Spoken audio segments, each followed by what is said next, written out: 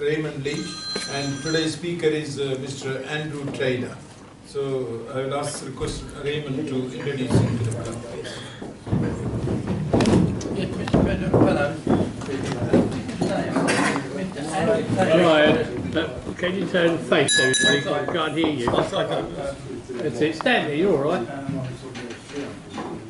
Our speakers today are Mr. Taylor and Vicky. Mr. Andrew Taylor is from Colchester and Vicky is from Hertfordshire. And he's going to talk about deafness and hearing. And he's apparently got some very good slides in that to talk about. Thank you, mate. Thank you.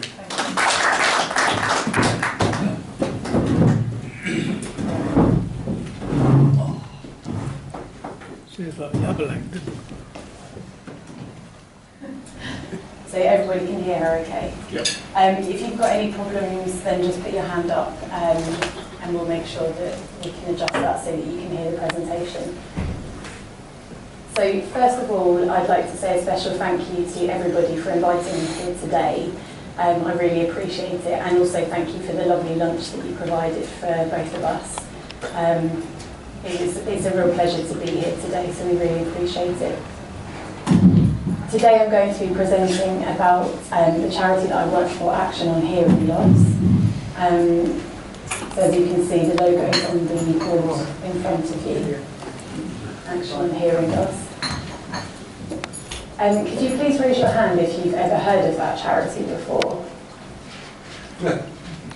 Obviously I have. Have any of you heard of Action on Hearing Loss? Yeah. You might have heard of the Royal National Institute for Deaf People, RNID. Yeah. Okay, so we're exactly the same charity. We just rebranded and became Action on Hearing Loss in 2011.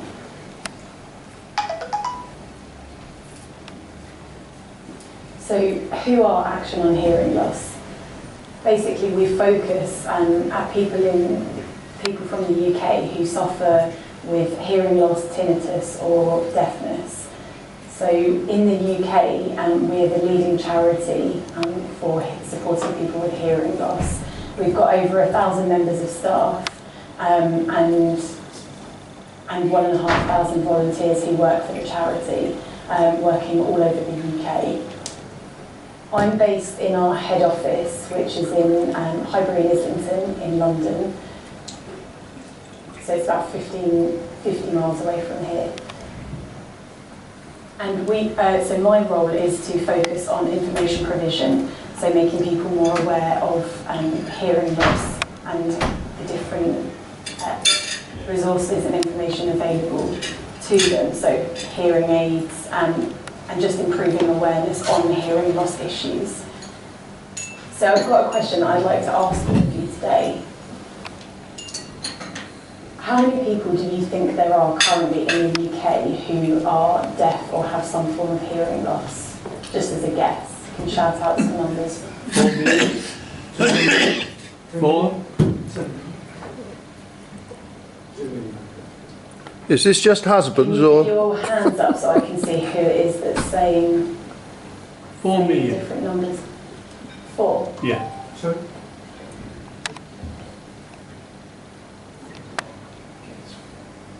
What does everyone else think? Do you think it should be higher or lower than 2 million?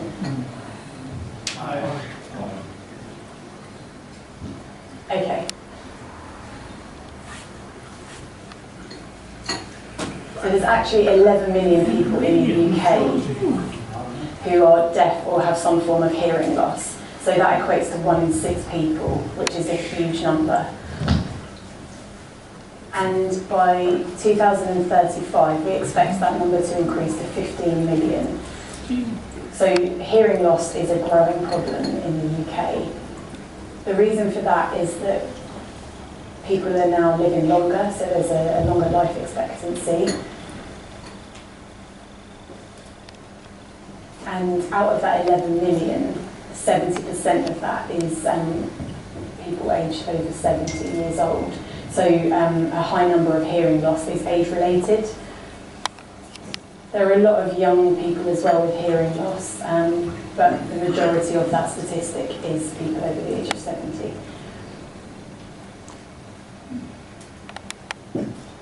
So how do we acquire a hearing loss? What are the reasons for that? I'll just explain a little bit more about that. So as I said, so hearing loss is something that happens in your inner ear, in your cochlea. So that looks like a snail's shell basically, and on the cochlea, if you were to stretch that out into a fine line, you would see all of the 15,000 different hair cells along that. And each hair cell is responsible for the different sounds that you then hear, and send those messages to your brain to alert you that you've heard a sound and to make sense and understand what that sound is, which obviously is amazing. So because you're listening 24/7, your brain is always taking in sounds, even when you're asleep at night, when you're at work, at different events. And the risk is that those hair cells can be easily damaged.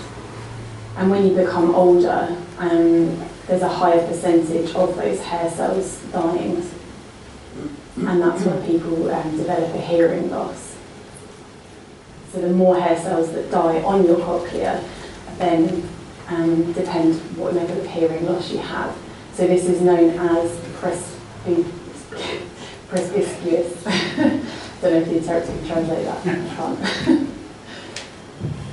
So basically that's the name, the technical medical name for age-related hearing loss.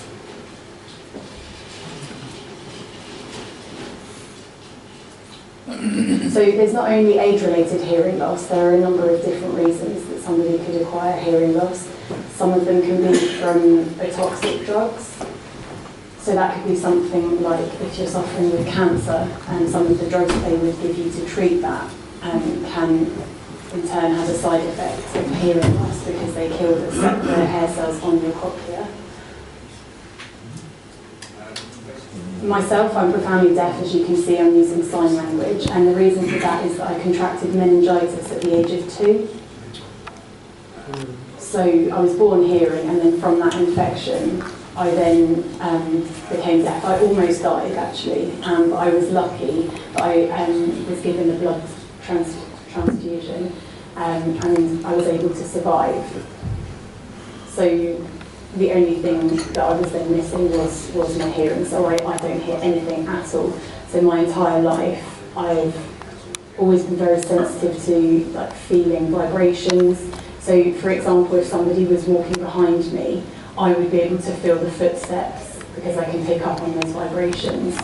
If somebody bangs on the window, then I'll be able to feel that vibration. And also my vision is heightened.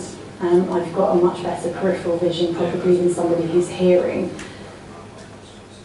So as I'm talking to you now, I'm very aware of the cars driving past and people walking around in the pub, and I can also see the PowerPoint behind me just because my vision is more increased and heightened.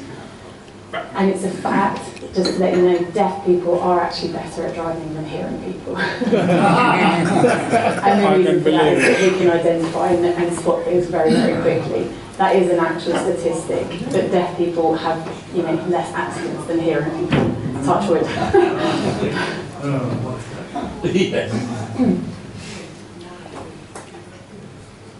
Okay, so think about that 11 million people that I was talking to you about earlier. There's 6 million people who could benefit from the use of a hearing aid from that statistic. But currently we've identified that only 2 million people from that group wear hearing aids, which means there are 4 million people who aren't benefiting from the use of a hearing aid. It could be that they're in denial, they say, no, my hearing's fine, I don't need a hearing aid. They might have selective hearing because they don't want to listen to their partner. It could be that they've got a stigma, they've got a negative stigma with the use of a hearing aid. And so Action on Hearing Loss target those 4 million people, trying to encourage them to go and have hearing tests done.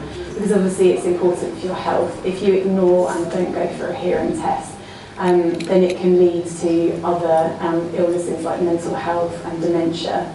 So ignoring your hearing can also mean that you become isolated and lonely because you avoid going out into social situations, which then in turn leads to dementia and mental health. There are a lot of young people that, our research has found that on average it takes people 10 years to identify a hearing loss in themselves, and we want to reduce that to maybe a year by increasing everybody's awareness and encouraging people to go and have their hearing checked. So I just want to ask anybody here if you could raise your hand if you've heard of tinnitus, or if you have. Okay, so a lot of you, got tinnitus.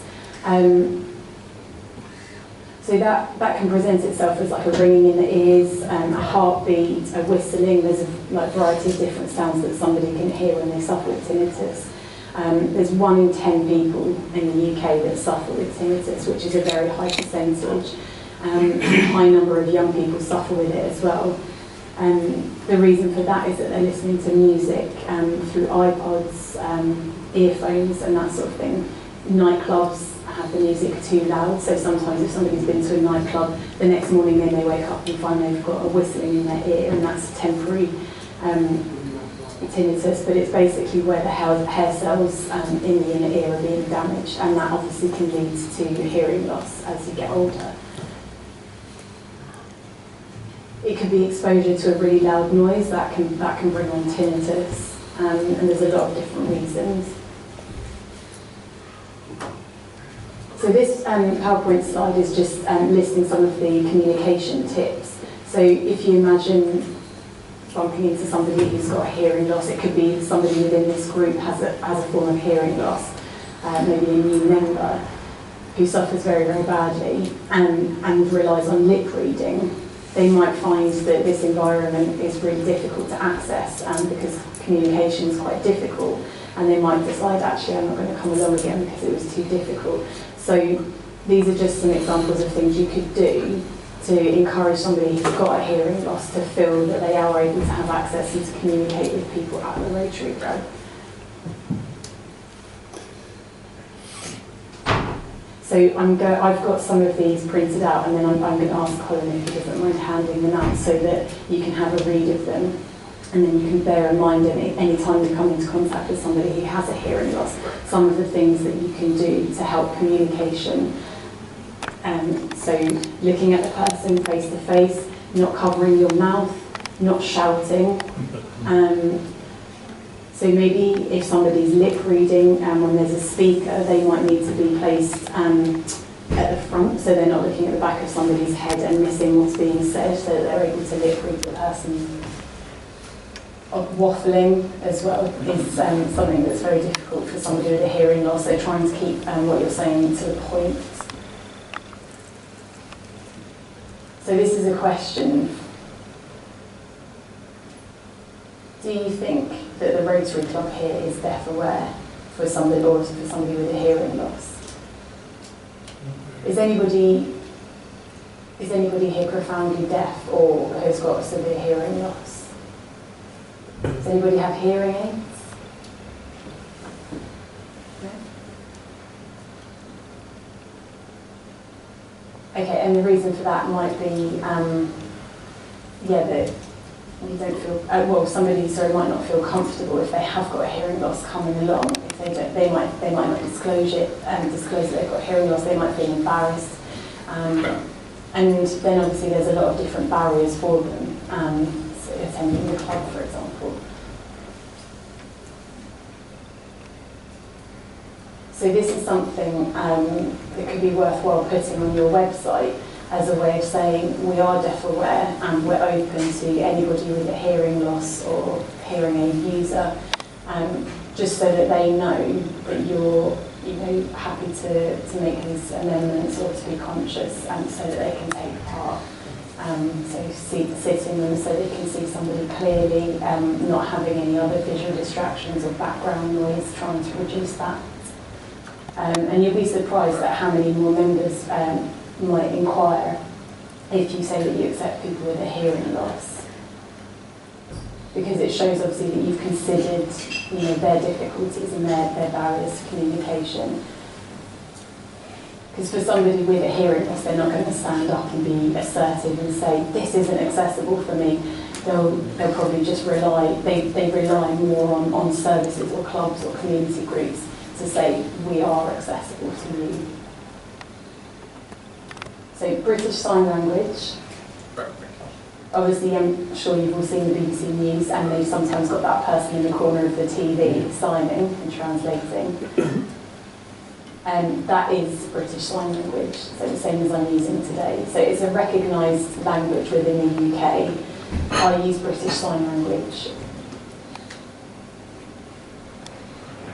So the statistics say that there are 24,000 people in the UK who are British Sign Language users, but actually there's 70,000 in the UK, and that number is really, really low because of the census in 2011 not being accessible to deaf people whose first language is British Sign Language.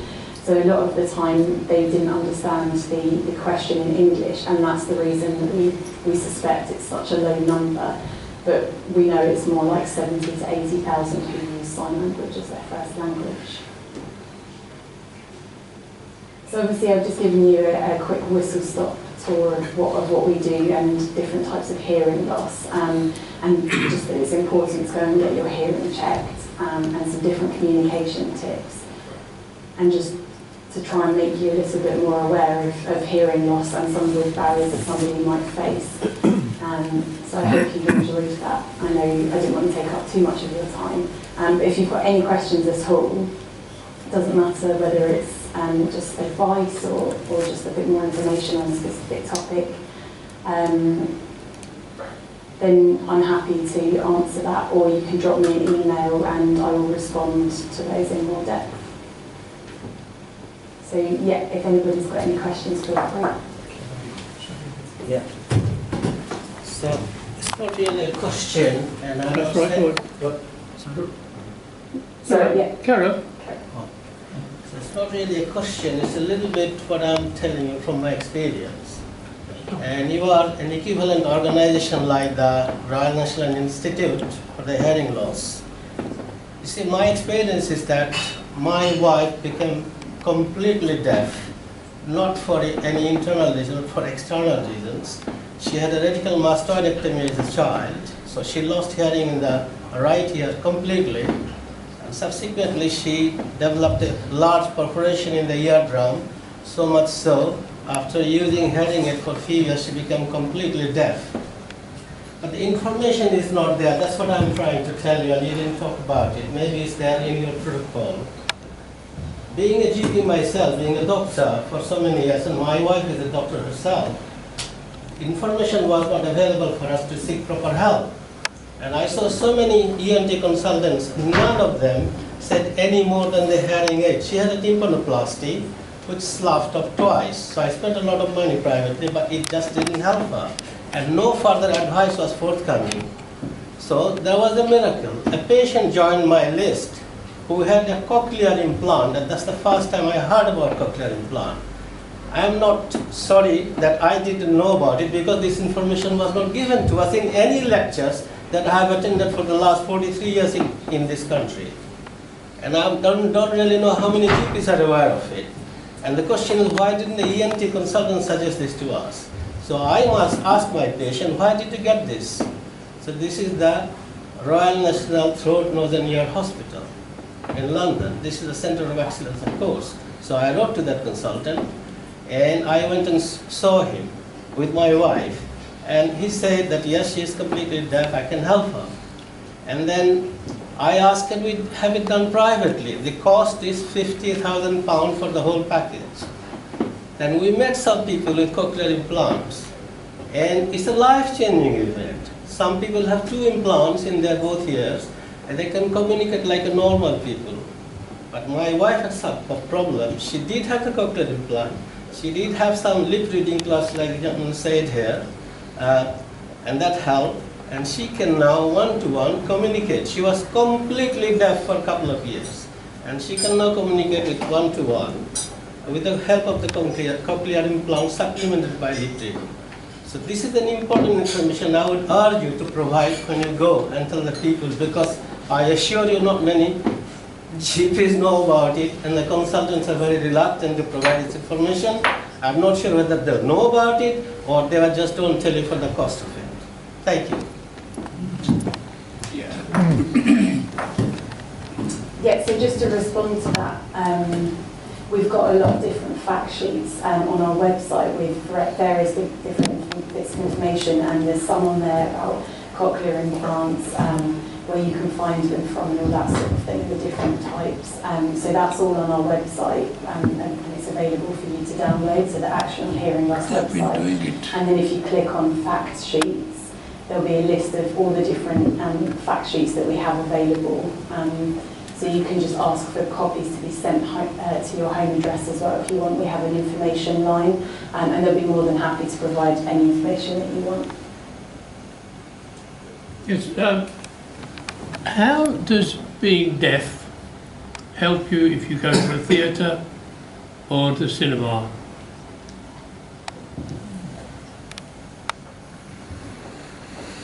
That's a good question.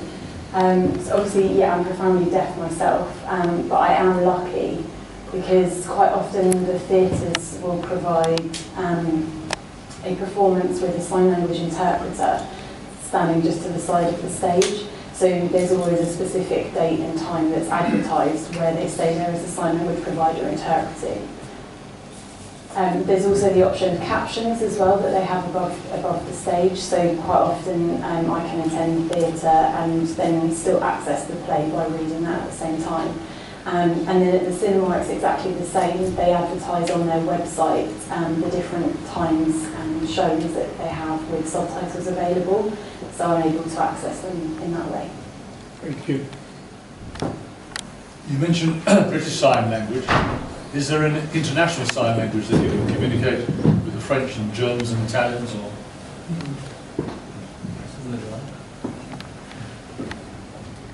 Yeah, so it's exactly the same as spoken language. So every country has their own sign language, so it's different everywhere you go. But there is an international sign language,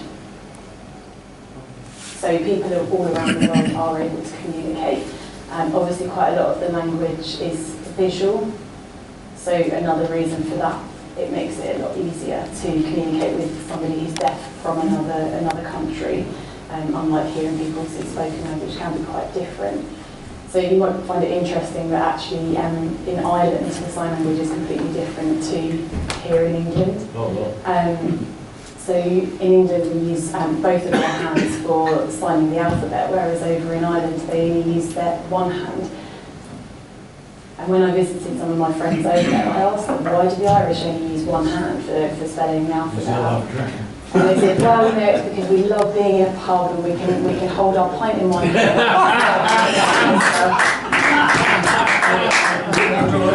So yeah, I disagree with that theory, but there we go. How does he answer the telephone?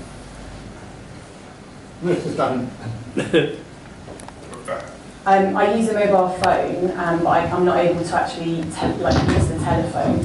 I can use text or sort of FaceTime where you can see the video. You may remember there was an MP, Jack Ashley, in Stoke-on-Trent, That's right. who was profoundly deaf, and somebody asked him, how do you answer the telephone to your people in Stoke-on-Trent constituency? He said, when the telephone comes, my wife answers the phone. What the person is talking, she is repeating, and from the sign language, that lip reading, he would understand what she is saying, and then he would answer the phone from the other side. And he was a very successful MP in Stoke-on-Trent. Very much. Many years he was. Thank you. Okay. Yeah, Right. it's the same as obviously working with Vicky, my interpreter. She would pick up the phone for me and translate what the person's saying into sign language, and then voice over my response into English for the person on the other end. Is there any other hands up? Yes, I understand that in sign language there's one sign that cannot be understood. Really? You're round. It's, no, I understood it's when politicians go like that. That's called selective unions. Yeah. Okay, shall we vote of thanks by Terry Smith, please. Thank you, Mr. President. Thank you, Andy, for that wonderful talk. And without Vicky, where would we be? Wouldn't have worked. Yeah. Yes. Yeah, without Vicky, I wouldn't be here. Yes, when my daughter was in Queen's in Belfast, she joined the deaf community there and she learned sign language. She would have liked to do your job, Vicky. And fellows, can you show your appreciation the normal way for our Thank you. Thank you. We have forgotten to take the raffle. Can you ask him to pick a number?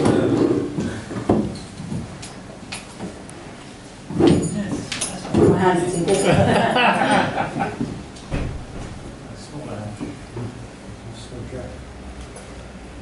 245. No, try it.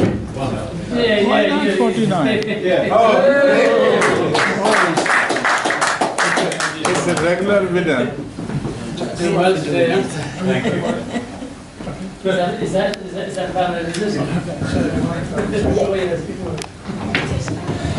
Any other business? Apologies, let me remind you, apologies book and menu and website. Can we be upstanding for the final toast, please?